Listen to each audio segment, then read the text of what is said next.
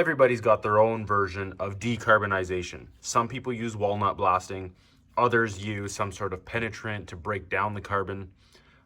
Some scrape off the carbon and vacuum it out.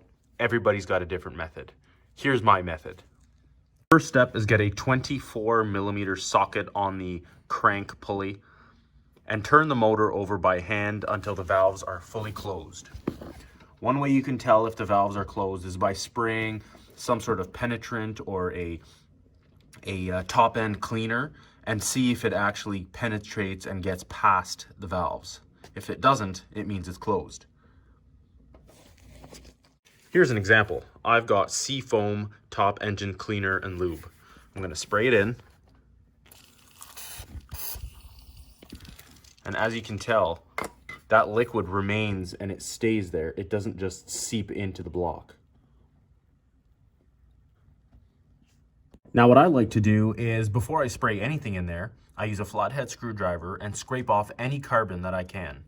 Then I'll use a shop vac and I'll vacuum any carbon that I can take out. Once that's complete, then I take my product of choice, which for me is Seafoam, spray the valves,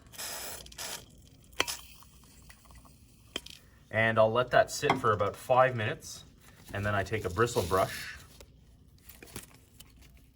and start scraping it down.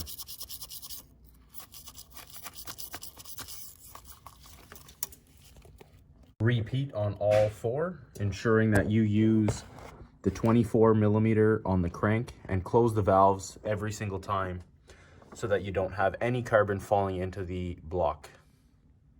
And with a little bit of patience, you can go from this to that. Now, it doesn't need to be perfect, but it's a whole lot better than this. Reinstalling the intake manifold is the same way you took it off, with a few exceptions. You need to clean this mating surface where the intake manifold is going to go on with a new gasket, number one. Number two, you need to ensure that all the seals on the injectors are there and that they are not cracked. Looking at mine, they are all in good condition. These injectors are fairly new. In some circumstances, the injectors may come out with the intake manifold, in which case you will have to reseat them. While you're in here, you may consider changing the water pump since you have it open as well. Now, if you're like me and are doing this job because you have a vacuum leak because of the gasket, well, what you got to do is take a pick and remove this gasket. And you know it's bad because it is super brittle. It's not as flexible as it once was. And here's a replacement. And right away you can see the difference.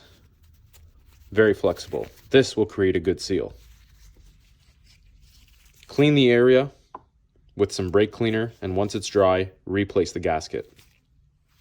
Reinstall the intake manifold the same way you took it off, no special tricks.